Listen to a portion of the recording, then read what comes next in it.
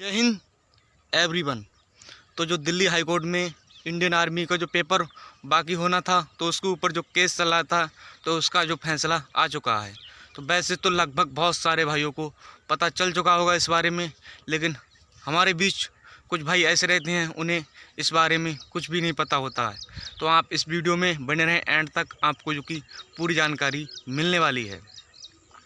तो जो इस मामले पे काफ़ी लंबे समय से जो कि कार्रवाई चल रही थी कि इस मामले को टाला जा रहा था कि अगली डेट को सुनवाई होगी, अगली डेट को सुनवाई होगी, लेकिन जो उसका फैसला आ चुका है। लेकिन जो युवा के साथ हुआ है जो कि बहुत ही गलत हुआ है। तो जो फैसला आना था हमारे पक्ष में आना था, लेकिन ऐसा कुछ भी नहीं हुआ। जो फैसला आया है सरकार के पक्ष में आया है। तो जान लेते हैं फैसले में क्या कुछ आया हुआ है। आपको मैं एक वीडियो क्लिप दिखाने की कोशिश करूँगा। तो वही बीजेपी ने इस योजना को बड़े ही जोर शोर के साथ लॉन्च किया था।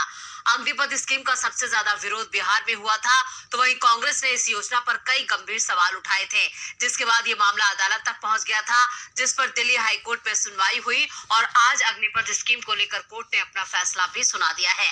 तो अग्निपथ स्कीम को चुनौती देने वाली सभी याचिकाओं को लेकर कोर्ट ने क्या कहा, देखते हैं ये रिपोर्ट। अग्निपथ स्कीम को चुनौती देने वाली सभी याचिकाओं को दिल्ली हाईकोर्ट ने खारिज कर दिया है। कोर्ट के इस फैसले से मोदी सरकार को बड़ी राहत मिली है। कोर्ट ने सभी 23 याचिकाओं को खारिज करते हुए कहा कि इस स्कीम को लाने का मकसद हमारी सेनाओं को बेहतर तरीके से तैयार करने का है और ये देश हित में है। वहीं जो लोग पुरानी नीति के आधार पर ही नियुक्ति की मांग कर रहे थे, कोर्ट ने उनकी मांग को भी ये कहते हुए खारिज किया कि मांग जायज नहीं है। दरअसल देश के अलग अलग हिस्सों में अग्निपथ स्कीम को चुनौती देते हुए याचिका दायर की गई थी, जिसके बाद मामला सुप्रीम कोर्ट पहुंचा और सुप्रीम कोर्ट ने सभी मामलों की सुनवाई दिल्ली हाई कोर्ट में ट्रांसफर की थी। आज दिल्ली हाई कोर्ट में चीफ जस्टिस सतीश चंद्र शर्मा और सुब्रमण्यम प्रसाद की पीठ ने दायर याचिकाओं पर फैसला सुनाया। वहीं केंद्र ने अपना तर्क देते हुए कहा था कि अग्निपथ स्कीम डिफेंस रिक्रूटमेंट में सबसे बड़े नीतिगत बदलावों में से एक है। मुख्य न्यायाधीश सतीश चंद्र शर्मा और न्यायमूर्ति सुब्रमण्यम प्रसाद की खंडपीठ ने 15 दिसंबर को अपना आदेश सुरक्षित रख लिया था। दरअसल सशस्त्र बलों में युवाओं की भर्ती पिछले साल 14 जून से शुरू की गई थी। इस योजना के नियम के मुताबिक 17 से 21 साल के लोग इस योजना के लिए आवेदन कर सकते हैं। इन्हें 4 साल के लिए सेना में शामिल किया जाएगा। याचिकाकर्ताओं ने दावा किया कि बाकी 75% उम्मीदवार 4 साल बाद बेरोजगार हो जाएंगे और उनके लिए कोई योजना भी नहीं है। आपने देख लिया क्या फैसला आया।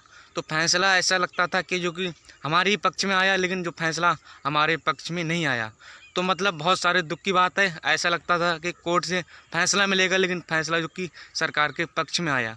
जो कि इंडियन एयरफोर्स की जो कि ज्वाइनिंग केवल बाकी थी और जो कि आर्मी का पेपर होना बाकी था, तो उन भाइयों के साथ काफ़ी ज़्यादा अन्याय हुआ। तो ऐसा उम्मीद नहीं थी, लेकिन बहुत सारे भाइयों के हमारे भी साथ के थे, उन्होंने सब कुछ क्लियर हो गया था, उनका केवल पेपर होना बाकी था। लेकिन पिछले काफ़ी टाइम से कोविड के कारण टालते रहे, लेकिन अब आके जो कोर्ट में फैसला आने का इंतज़ार कर रहे थे, लेकिन वो फैसला हमारे पक्ष में नहीं आया।